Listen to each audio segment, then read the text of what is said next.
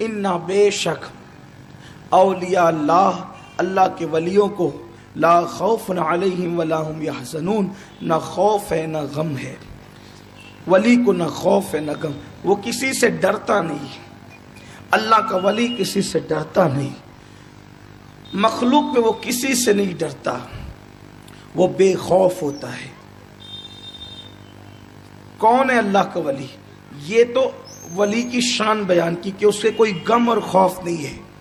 अब वली कौन है तो निशान बयान किया, अल्लदीना आमनु व कानू यत्तकून। उसका निशान ये है कि वो ईमान वाला है, यानी वली अल्लाह, अल्लाह का वली काफिर नहीं होता, अल्लाह का वली बेईमान नहीं होता। अब अगर काफिर और बेईमान हवा में भी उड़े तो वो वली नहीं होता, इसलिए कि हवा में तो कौवे भी उड़ते हैं, वो गलाजत खाने वाला कौवा भी हवा में उड़ता है, मुर्दार खाने वाली चील भी हवा में उड़ती है। तो हमारे हवा में उड़ने की कोई अहमियत नहीं है, क्योंकि मक्खी मच्छर भी हवा में उड़ते हैं। वली का निशान ये, उसकी निशानी ये अल्लदीना आमनु, पहली निशानी कि वो मोमिन होगा। और मोमिन हमारे यहां वो है, मोमिन वो है जो उनकी इज्जत पे मरे दिल से।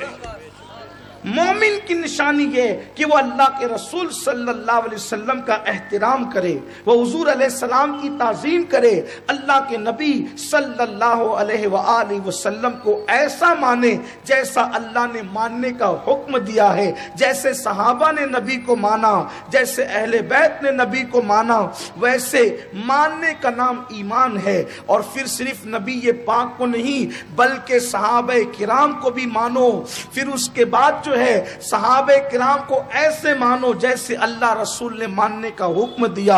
और फिर उसके बाद यौम आखिरत पे ऐसे ईमान लाओ जैसे ईमान लाने का हुक्म दिया। तकदीर को ऐसे मानो जैसे मानने का हुक्म दिया, यानी अकायदे हक्का का वो पाबंद होता है, इसको कहते हैं मोमिन। और फिर दूसरी सिफत बयान की, वकानू यत्तकून, कि वो मुत्तकी होता है। देखो अल्लाह की अता से तो मोमिन आप और हम सब हैं, लेकिन मोमिन होकर भी हम सब वली नहीं है। जाहिर तो यही है, अल्लाह करे किसी पे करम हो जाए, वो हो भी जाए, लेकिन हर बंदा मोमिन अल्लाह का वली, जिसे हम उर्फ में वली कहते, नहीं होता जब तक कि वो मुत्तकी ना हो। अल्लदीना आमनु व कानू यत्तकून, कि वली होने के लिए ईमान के साथ तकवा जरूरी है। अब तकवे का मतलब क्या? कीचड़ को देख करके कपड़ों को उठा लेना और नाक चढ़ा लेना, इसका नाम तकवा। सूअर को देख करके भवें चढ़ा लेना, इसका नाम तकवा। गर्दन झुका करके बैठ जाना, किसी से कोई बातचीत नहीं करना, इसका नाम तकवा। जिसको भी देखना घूरती हुई आंखों से देखना, इसका नाम तकवा। मन जिसके घर चाह उसके घर दावत में जाना, जिसके घर नहीं चाह नहीं जाना दावत में, इसका नाम तकवा। ये लकवे वाला तकवा तो हो सकता है, ये अल्लाह वाला तकवा नहीं हो सकता। इसलिए कि तकवा झुकती हुई गर्दनों में नहीं है, तकवा झुकते हुए दिलों का नाम है। तकवा झुकती हुई गर्दनों का नाम नहीं बल्कि झुकते हुए दिलों का नाम है। अब मैं हुजूर गौसुल आजम दस्तगीर पीराने पीर रदी अल्लाह ताला के खुतबे से एक इक्तिबास पढ़ना चाहता हूं कि तकवा क्या है और मुत्तकी कौन है।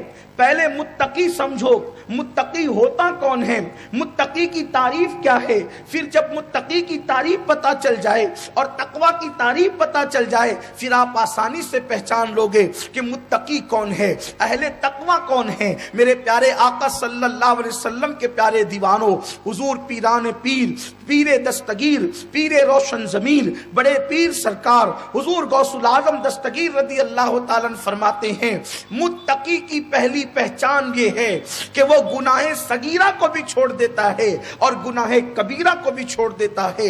ये मुत्तकी की पहली पहचान है।